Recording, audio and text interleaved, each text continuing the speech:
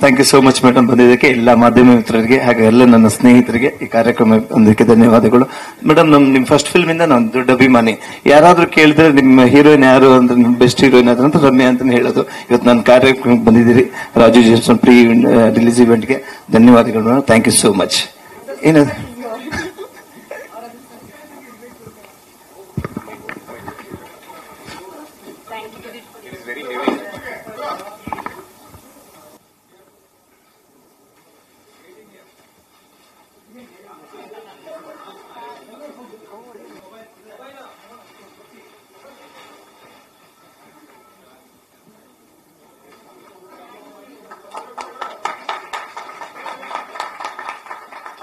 Wow, very beautiful, ತುಂಬಾ ಚೆನ್ನಾಗಿದೆ.